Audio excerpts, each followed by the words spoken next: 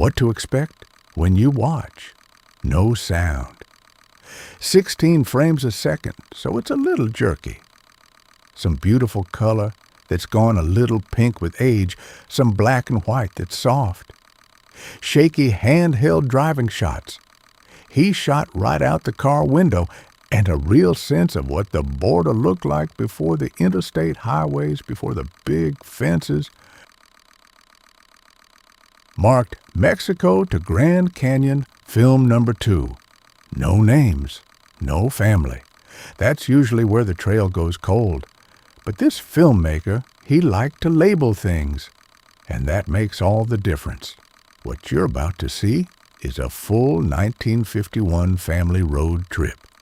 I put that at 98% confidence. And I say 98 because the film itself proves it. You see a road sign in here for Truth or Consequences, New Mexico. That town was called Hot Springs until March of 1950, when they renamed it after the radio show. So we know we're after 1950. The cars are 1949 to 51 Chevys. And the can notes, in pencils in 1951. The clothes, the film stock, that beautiful but fading Kodachrome and Anscochrome, it all lines up. This is 1951. The reel starts out where Texas meets New Mexico, mountains of Texas viewed from Guadalupe Canyon. We see the old marker at 5,367 feet, looking up at El Capitan. Then a place called Salt Lake, Texas. That's not a town, it's a big white salt flat out in Hudspeth County. Still there today, looks just the same. And then he traces his route on a road map with a pencil, you can see his finger, down into Juarez, Mexico. And for the next 6 minutes, we're in Ciudad Juarez in 1951. And I mean really in it. This is the part I love. He shows us the Spanish houses, red tile roofs, wrought iron, those blue tiles. The bullfight ring with Coca-Cola and Orange Crush signs painted on the wall.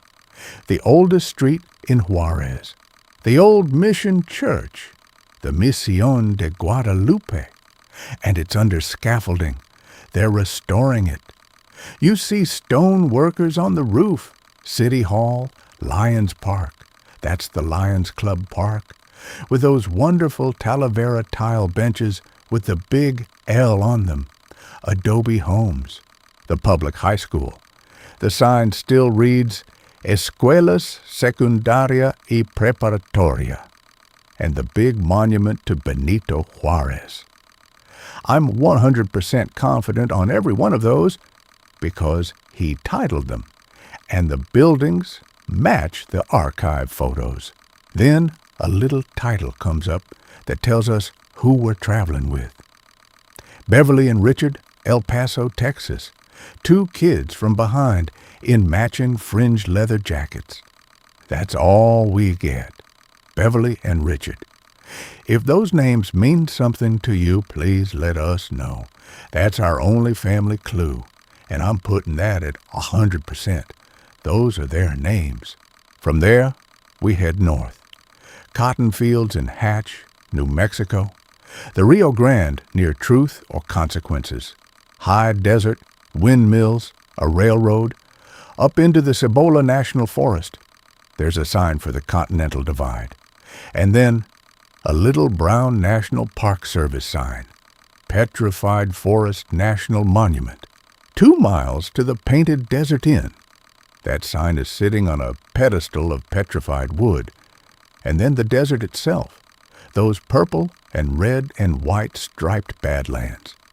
You could hang that footage on a wall. We drive north through the Navajo Nation, sheep herds, shepherds, up through Cameron, Arizona, into the tall ponderosa pines of the KAIBAB National Forest. And I'll be darned if a buck deer doesn't walk right out and stand in the middle of the road. The KAIBAB's always been famous for that. Then the log archway, Grand Canyon National Park, North Rim entrance, and for the last 4 minutes, it's the canyon. Bright Angel Point, Cape Royal, maybe. The big layered walls going down and down until you can barely see the Colorado River. And the mule train. Tourists in pork pie hats and white shirts, riding single file down bright Angel Trail toward the floor of the canyon. That's the payoff. That's why they drove all this way. So, what did we discover? We discovered a complete loop.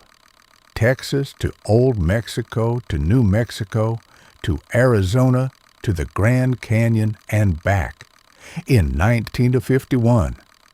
Beverly and Richard were there. The filmmaker cared enough to make title cards for us 74 years ago. This one, for once, isn't lost. We know when, we know where, with high confidence. What we don't know is who. So if you know Beverly and Richard from El Paso from 1951, this might be your family. Thanks for watching and for helping us keep these memories alive.